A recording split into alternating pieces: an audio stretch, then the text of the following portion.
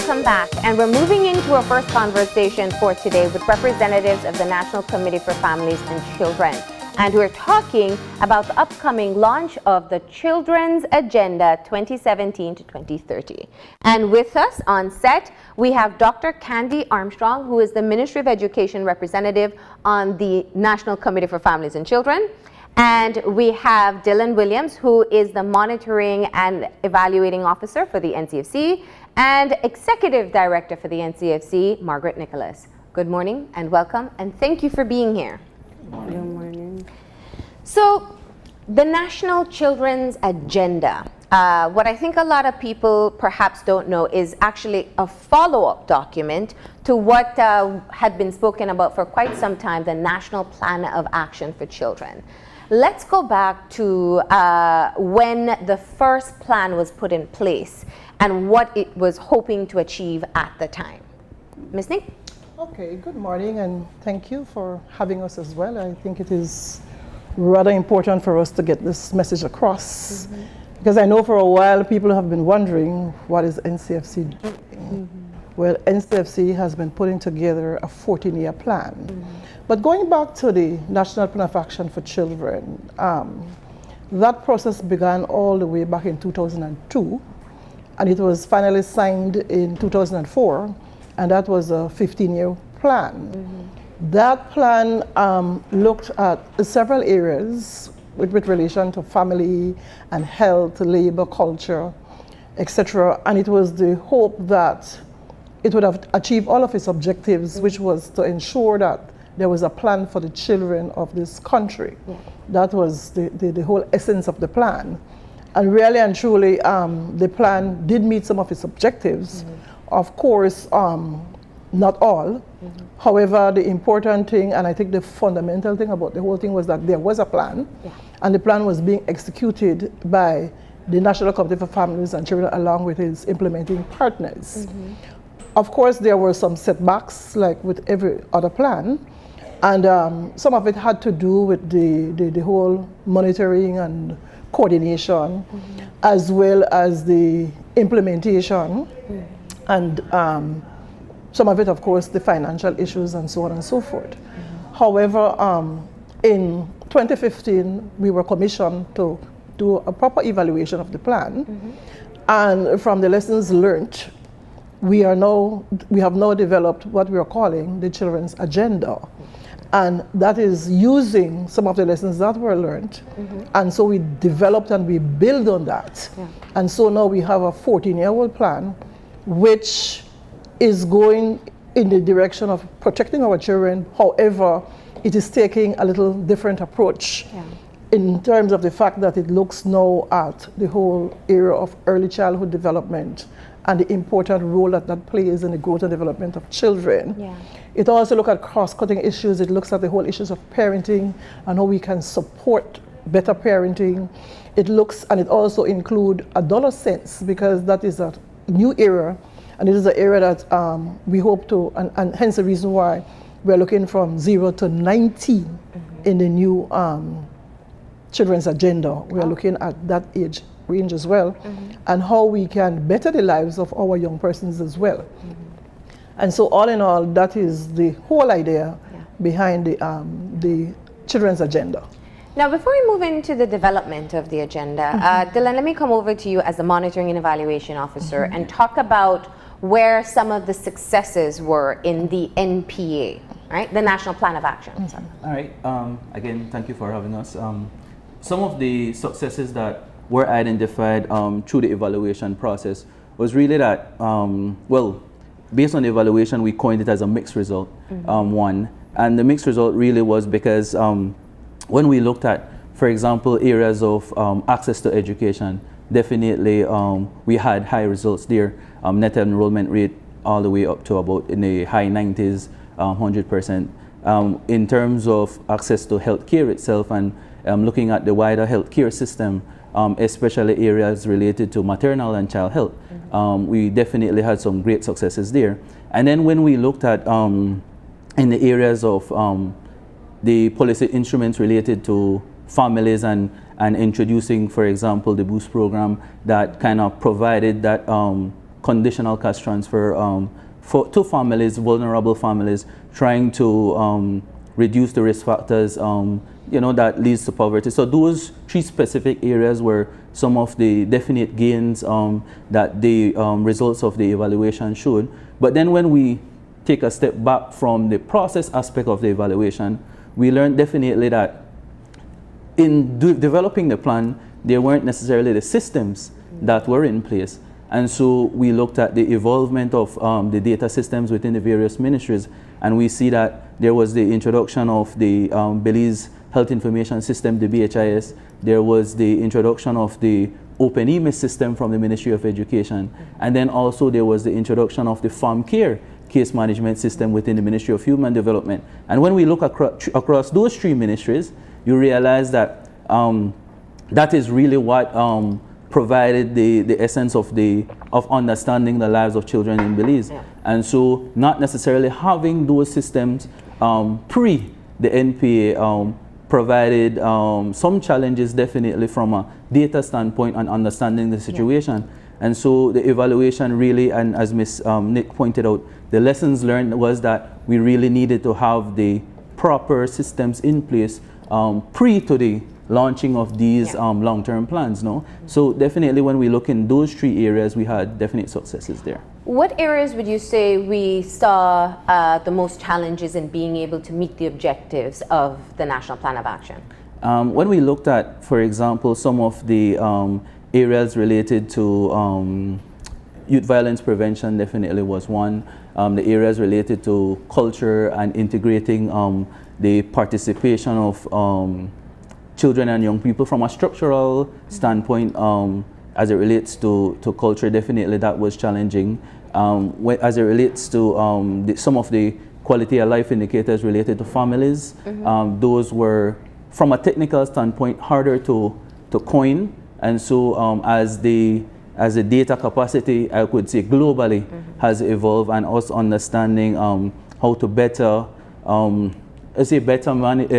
measure poverty, that is definitely evolved, because there's the switch of looking at poverty more from a multidimensional approach rather just from an econometric approach. And so those definitely provided some challenges, and one of the things that we have done is now taken those lessons from that and incorporated it into this new agenda. Okay. Yeah. Now, I think one of the things that we have seen over the years is that there are many different aspects where there have been the development of what you call these master plans or development plans, and the National Children's Agenda would fit into that category. The difference is that the NCFC is the coordinating body, and then you have your implementers like the Ministry of Education. So Dr. Armstrong, talk to us about how having an instrument like the NPA and now the National Children's Agenda helps to set the tone and the priorities within the specific ministry and department that you work in. Well, good morning again, and thank you. I think, well, I came on to the tail end of the last NPA. I know I'm very involved in this present one. Yeah. And I think in addition to some of the strengths or the successes from the last one, I think what we've been able to do better now is to figure out how the coordination would work. And I think that sometimes, especially when you have a big plan and you're working with different partners, sometimes it's difficult to figure out how all of these pieces put together. And so I think definitely what I see now is a better understanding of how we could coordinate across ministries and with other partners and stakeholders. And in addition to that, to be able to, the input at this level allows you not only to speak to implementing or supporting the strategies, but to integrate those into the general mission, vision, and strategies of what you are doing in the different ministries. Yeah. And so I think that that is an area of priority, and that will be one of the things that will help us to be more successful and to get more strides this time around. Yeah. Because we are able to look at what is there and to see again, how is it not something really separate, but we are all working towards safe environment for our children, better parenting, focusing on early childhood, looking at our adolescents. So how is it that we harmonize all of our efforts and resources that we have? Because that is another thing too. Sometimes we realize that we are sometimes doing some of the same things, but how is it that you do a little piece and I do a little piece of the same thing, not really sometimes exactly the same, but to achieve greater results for children and adolescents. So I think that those are some of the things, that lessons learned that would help us as we move forward into this new plan of action. Now, it has been a 2-year process of putting together this particular agenda. Talk to us about how you got the priorities that you wanted to include in this agenda. Who did you speak to? Who gave feedback? Who really came up with the plan for children? All right, let me take that one. Basically, the process of pulling this plan really, in terms of time frame, took about just about 6 months to a year. But that's really because of the extensive nature of the consultation. And so when it was all said and done, we had just about 500 plus children and adolescents that we consulted. We had just about 200 stakeholders that we consulted, included government, NGOs, we had the various political parties.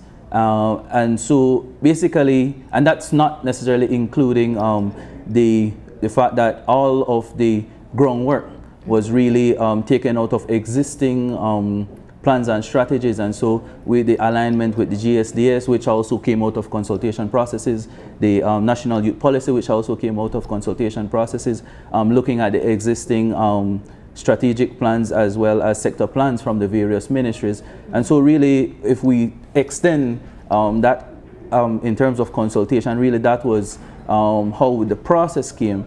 And so it was highly participatory, especially with the children, and they really helped to shape a lot of the blocks as it relates to children and adolescent participation.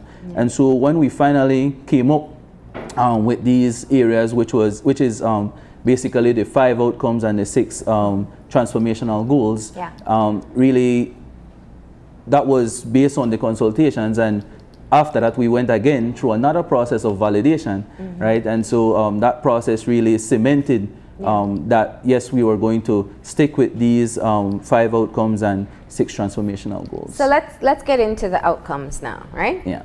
All right. So basically, the shift, and maybe I could start there. The shift from the last plan was more looking at thematic, individual ministry type of approach. This shift really takes an approach of a systems approach, a whole of government approach, as we're calling it. And so understanding that children exist within an ecosystem that has to be protected by all of the key players. And so we start now, we're looking at, for example, children being active and healthy. And so more of a well-being approach to in terms of health. We're looking at achieving in terms of all areas of learning, so more than just education. So wider learning from the, as Ms. Nick said, bonding from the early age. Childhood. We're looking at safety and protected from harm as the 3rd outcome area, economic security and opportunity, and this last outcome of children and adolescents being connected, respected, and contributing to their world. So those are the 5 key outcomes. And then we have 6 transformational goals or cross-cutting goals that will support the achievement of these outcomes, which looks at supportive parents. Both Ms. Nick and Dr. Armstrong spoke of the role definitely of parenting, prevention and early intervention, understanding that there has to be targeted investments, understanding the role of certain investments at specific times. Definitely, one of my key areas is listening to and involve children, because that's really specific in terms of children contributing as actors in their own well-being. And then we have, for example, quality services and ensuring quality services, strengthening transition. So now that we're taking a approach, there has to be the understanding that we have to understand how children transition from early childhood to childhood, childhood to adolescent, and so forth. And then also the last transformational goals being strengthen cross-government coordination and interagency collaboration, because at the end of the day, that is really what will lead to a stronger coordination, a stronger working between partners. And so that really sets out both the 5 outcomes and the 6 transformational goals. So obviously very broad, the Yes. outcomes that you're talking about. Yeah. And I want to ask a very specific question. You said you consulted 500 children across the country. What seemed to be their number one priority from what you were able to gather in this process? Coming out, in being involved in the consultations, there were really three things that stood out for them. One being the whole issue of safety and security, the issue of employment, and then the issue of quality education, right? Yes, I think they themselves understand that there is access to education, but education that fits the 21st century, if you look at it that way. And so those, and if you want to throw in a fourth, really that was the participation aspect. How is it that children and adolescents can be more involved in issues affecting them? And so those really stood out in the consultations across the country. Now, setting out with an agenda, obviously, this is, as we have seen with the previous plan that was used, is something that will, while put together by the NCFC, is really going to be a coordinated rollout, essentially, by many different agencies. And earlier this month, you got the two major political parties, the ruling administration, the UDP, Prime Minister Dean Barrow, and the leader of the opposition, John Briceño, to sign on to this document. Now, this is an important element, and I want you to explain why this is a necessary step to take before you launch the agenda. Sure. Well, as you know, Marlene, the National Plan of Action was a bipartisan process. And it is our plan and always our intention to keep it that way. And so it was necessary to have both parties signed on to the plan, because irrespective of what government is in power, we would expect that the plan will meet its objectives and its goals. And so that process was extremely important. And so the 15th of May, which was celebrated as International Day of the Family, under the theme Families, Education and Their Well-Being, that was the date that it was signed. And so it is symbolic that it was signed on that particular day, and that we had that kind of buy-in. As Dylan has said, we had several consultations with the political parties, even not just the opposition and the leading government, but also the other political parties. It was really and truly a very wide and broad consultation. And even at validation period, they were also there. And prior to the signing of the document, it was endorsed by cabinet as well. So this plan is actually government's international commitment to adolescents and children in this country. And maybe if I could just also add, from a technical standpoint, we understand that the development of children don't fit 5-year cycles, right? And so, or 4-year cycles. And so also that there has to be, while we're trying to push for a seamless transition amongst ministries, there also has to be a seamless transmission in terms of the political aspect of things. And so that bipartisan signing, as Ms. Nick said, has to be a part of the process, regardless of whoever is leading the administrative responsibilities. And in the previous plan, you saw that, where it had to be executed by different administrations. And ultimately, why it's necessary to see this is that you want to know that no matter who is in government, that this is still the priority when it comes to improving the lives of children. Now, I want to ask, because I know people at home are saying, oh, you make a plan, you say you're going to do this, you say you're going to do that, but in the meantime, our children still have very real challenges that they're facing. You know, security is one when we talk about youth violence. We also look at the overall protection mechanisms for children. You know, we have, especially in the case of abuse, where we see more and more grotesque crimes taking place against our young boys and young girls. We hear of challenges even in education, where they can get through primary school, but that transition into high school and even more so into tertiary level is difficult. So let's explain to the public, or can you explain to the public what this means in terms of actually improving the life of a child currently in this country? in terms of let me add and then and then we'll go from there. Really, when we there has to be an entity that looks from a long-term perspective, right? And so that is really the responsibility of the NCFC. When we look at our partners, example, the Ministry of Education, the Ministry of Health, who provides the Ministry of Human Development specific, who provide direct service delivery, and who's really on the ground each and every day, trying to fight I'm not going to call it the fires, but the challenges of everyday life. And so what we're trying to do is to provide a long-term strategic framework that helps to slowly but surely pull them out of that mood in terms of each and every day having to deal with those challenges. And this plan and this systems thinking provides an opportunity for us to not necessarily get to those points where we're dealing with safety and security issues, we're dealing with challenges in education, we're dealing with challenges in health, because the logic is that if you invest early, the challenges that we face now and see immediately reduces, right? And so that is really our intent behind and continuing to provide a space where there is a macro systems point of view rather than the fighting the continuous daily challenges, no? And definitely from Ms. Dr. Armstrong's standpoint, she is within the daily now, so.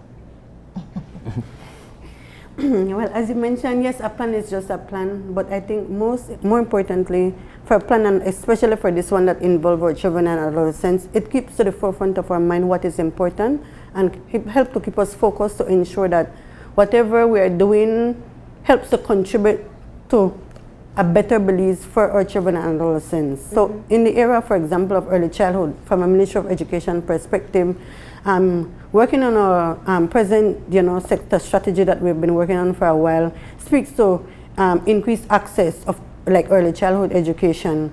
So a good example would be us looking outside of a formal setting now in terms of early stimulation for children. So how do we work with other ministries in terms of the Ministry of Human Development with their Roving Caregivers program or other program to improve stimulation and access for a child at that particular level. So within the plan, there is room for that.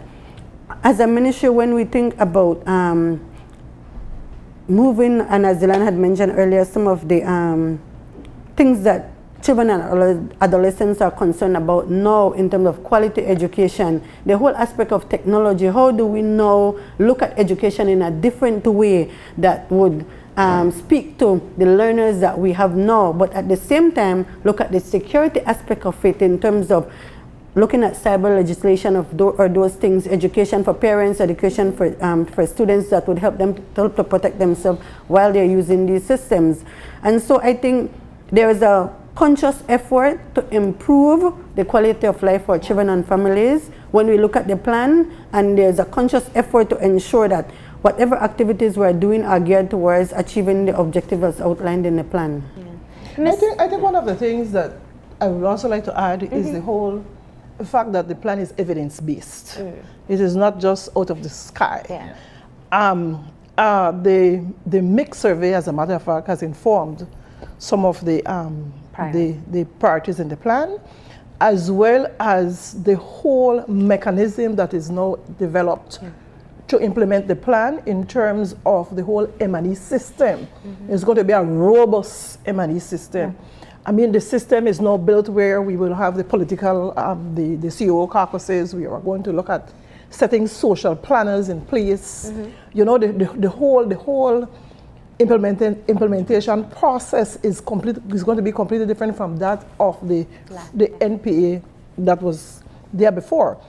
And again, I'm going to say that is due to the lessons learned. So quite a bit of work has been put into this plan. And because one of the things that we will also have to do is to prepare a State of the Nation report. And so that is going to really and truly help us to tweak the plan and to be able to move it forward. And so, as Dylan has rightfully said, it's not to fight the everyday situation, it is to transition, it is to live up to the vision of the plan, which is by 2030, Belize should be the best place to where children should live and grow. And that is the whole vision of the 2017-2030 agenda. You know, and I think we've seen over the past couple of years, or probably longer than that, where we have seen a greater emphasis across the board for better data gathering mechanisms to be put in place. And I'm sure that's going to be of great assistance in the monitoring of the rollout of the children's agenda. Just going back to my previous question, Ms. Ning, I wanted to tap into you for a bit because, you know, you were once the director for the family court, and so I believe child protection issues would be one that you understand very well, and you know the real challenges that take place there. And if there's anything I think that really affects our Belizean society is when our children are suffering hurt within their homes or within their schools or wider communities. It's just something we shouldn't and we don't, we're not comfortable with. So let's talk about, obviously one of the outcomes is talking about a safe environment, safe, healthy. Where do you see the challenges that are currently in place with protecting children fitting into this new agenda and can possibly change, if even 5 years from now, what we see today? Well, I believe that one of the things that, because as we're saying, there are cross-cutting issues and the plan has other elements attached to it. Yeah. One of the things that we are doing right now in tandem with the plan is we have just developed a draft child protection roadmap to try and end violence against children. And we were discussing that only yesterday, and we were thinking that over the next couple of years, there has to be a shift in the way things are done. There has to be investment, serious investment in the protection of our children. There has to be, and the investment has to be in the area of counseling. It has to be in the area of parenting. It has to be in the area of positive support. It has to be in the area of helping parents to understand their roles, because a lot of times when our children are abused, unfortunately, it's in the homes, and then it is spread out to the wider society, because at the end of the day, it all begins at home. So hence the reason why that whole issue of early childhood education, having them have that opportunity, the whole matter of, because right now we're also in the process of soon to roll out a parenting curriculum, which is going to help in that whole area of parenting. Implemented where? It is going to be implemented across the country. Okay. Because we are going to be rolling it out shortly. The thing is that we are ensuring that it is all comprehensive and it touches all areas of parenting. Because you know, parenting is wide, it is broad, and it involves all areas, the whole area of abuse, domestic violence, children with disabilities, persons with that kind of thing, and we want to ensure that it is all inclusive. So we are drafting, we are cleaning up, and that is soon to be rolled out. And so it will be right in time with the whole area of one of the outcomes, which is the whole area of supporting parents and that kind of thing. And I believe that if we could start with early childhood development, if we could start at parenting, if we could seriously look at our health system and the whole access, because even when children are abused, there is a process that can really be frustrating even at that particular entry as well. You know, so it is to look holistic at the entire systems, the whole child protection system, and see how we can seriously improve it in terms of professional personnel as well. Because if we have one or two counselors, we need some more. You know, we definitely need to do more. And as the National Committee for Families and Children, we would be advocating continuously for these things. As a matter of fact, when we said that this was endorsed by Cabinet, there was a list of actions to be taken that was handed up to Cabinet, and those were included. We also included the provision for a child ombudsman, because we think that there needs to be a special person who would be able to look at children and to really and truly see what is happening with children and to help with the whole development process. So that is how I believe that we'll be able to eventually move away from that, because the whole process of the child protection roadmap, the objective is to try and end violence against children. Now, understanding the current economy of Belize, the very important question is, and this is the general outcome that you're talking about. With that, I would imagine would come specified actions that have to be taken. How do you pay for it? Well, really, that's really one of the process that we have started to put in place. One of the realization is that we have to start where ministries and the system really is in terms of existing actions that have already set out within the various strategic plans. And so there's a realization that each ministry have their own money. One, there's a realization that where that Dr. Armstrong took a deep breath with that one, right?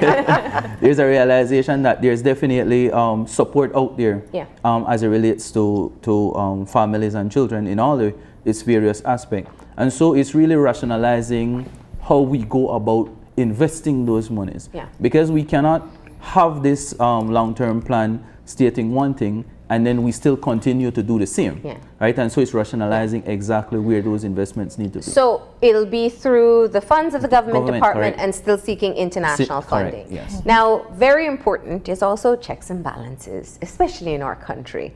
So we hear that there are priorities in place, and let me ask you, I'll ask you very plainly, and I'm sure you'll understand what I'm saying.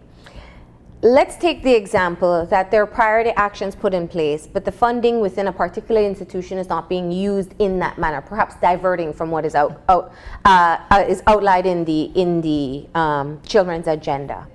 What happens? Who oversees? Who ensures that if the Ministry of Health says our focus will be on breastfeeding in initiatives within communities, and that is one of the targets that you're trying to reach, perhaps even with a timeline, and they divert into something else. While you can't necessarily tell the minister or anyone else, don't do and you should do better, who will speak up on behalf of children when we are no longer sticking to the priorities that we're committing to them?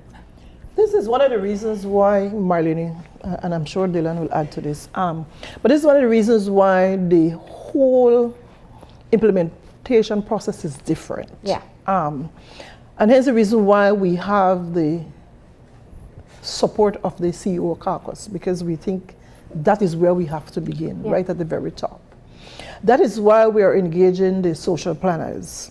That is why we are developing a robust M&E system, because then we would be able, while we don't have the SOSH card soak to whip anyone, but we will be able to make those complaints at that higher level, because those are some of the implementation arrangements. Because the plan belongs to our children. It is investing in our children. And so it should be everybody's business to ensure that this plan works. And so it is on that premise that we are moving, that is the direction that we are moving in, that this plan belongs to the children of this country, and that as adults we all have that responsibility. And therefore the social planners will come from the different ministries, because I know Dylan is working on having that inaugural meeting. And we are hoping to remain very focused, because the CEO caucus worked right along with us in the formation of the plans and so on and so forth. And that is our intention, to keep them engaged. So that is how we hope to be able to move things along. That is how we hope to move it along. I think in addition to that, what would also help too is that because of the engagement and the wide consultation, there is a general buy-in, not only at the higher level, but from the technical staff who would actually do the detailed planning of activities and the implementation of the plan. And so I think that would also add to helping to keep everything, focused, and ensuring that we're doing what we're supposed to do to achieve the objectives of the plan, so that when the reporting time comes, we could realistically say, this is what we're doing. I also think too, what helped in the consultation was the fact that, because as a technical person and the different stakeholders, as a person who worked quote unquote on the ground in terms of implementing and see how this actually worked, our input was able to ensure that what was outlined in the plan is realistic, both in terms of access to finances to support it, and the technical or human resources that is necessary to implement. Yeah. I think, and then to add one last part of this discussion is that this is really where we're hoping the aspect of children participation and them being actors in terms of accountability. Establishing a partnership, for example, with the National Youth Council, because really and truly at the end of the day, whatever we have set out here is for their benefit, and their role in this in terms of accountability is definitely one where they have to also champion. Yeah. The additional aspect of that is to also look and work towards a stronger NGO sector, from the point of view of them also adding to the accountability, because they're also partners as it relates to governance and the provision of service. And then the final aspect is also the fact that we're hoping the same biennial report, State of the Nation report, be tabled at the House of Representative level. So that in itself provide another level of accountability. So we're trying to come from a systems approach where all the various aspects for accountability is put in place, more deliberate rather than reacting, right? And so we're setting up those pieces to ensure that happens. So you touched very briefly on one of my favorite topics, and that is children's participation. And I think while definitely the youth department works with young people, we haven't necessarily seen the engagement and involvement of adolescents and children that are younger, and they do have an opinion. They have a right to be able to express themselves. And a lot of times, it's probably one of those things that even viewers are like, you know, what does a 10-year-old have to tell you? Well, the answer is a lot. Definitely a lot. And I'm very attentive when I meet children, especially of primary school age, as to how expressive they are. And it still is a mixed bag. When some amaze me, the way they're able to express themselves in a respectful manner, as is their responsibility. And some are still very meek and fearful of speaking up. And I think this is an element within our society that if you remove age, we also see in adults, and is very important in an active citizenship. So what do you see in terms, and I know that was one of your final outcomes, in terms of being, and this is a difficult goal to get to, because you got to work with kids in the home, in the schools, and the wider community, but what do we see in getting to that area? And let's start with Dr. Armstrong there. Well, I think, as you said, sometimes it starts in the home, and definitely with working with the parents and having them look at other aspects of their own role as parents. And as Ms. Nick mentioned earlier about the rollout of the national parenting curriculum, and we're hoping that with that curriculum too, it will build the capacity and competencies of parents to be more comfortable and to take on more of their own responsibility. How is it that from a very early age that we look at building a child's self-esteem and and their whole self-worth, giving them opportunities to express themselves?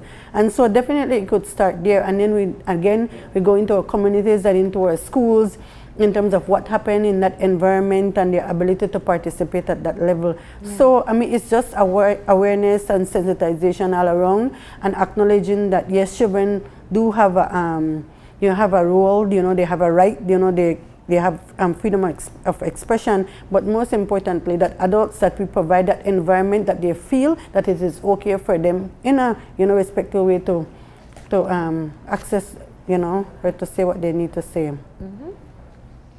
Anything else? Well, I would just like to add that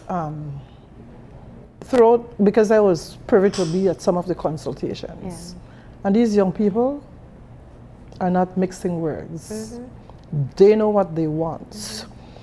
And so I was very pleased when I realized that they were going to be partnering with us, the National Youth Council, the municipality groups, the CABs, the child advisory bodies, as well as the CRC ambassadors. And so we believe with all of them on board, we would achieve our objectives at the end of the day. So the official launch for the National Children's Agenda takes place next week.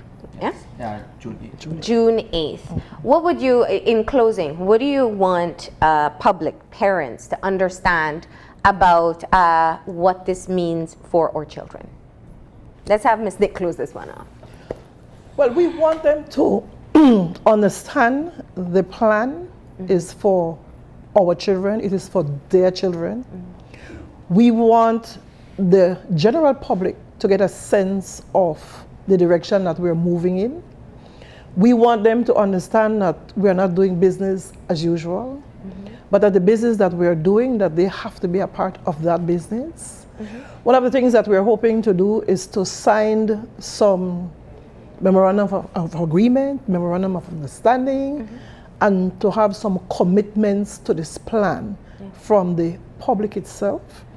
And we intend to call on the public, as a matter of fact, and we will ask them to hold us accountable to the plan for the next 14 years.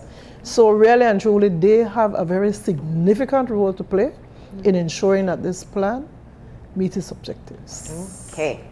Thank you all for being here this morning. We appreciate you stopping in, and of course the launch takes place next Thursday, and we know that you will keep on educating us about it as the time goes on. Thank you very much. All right.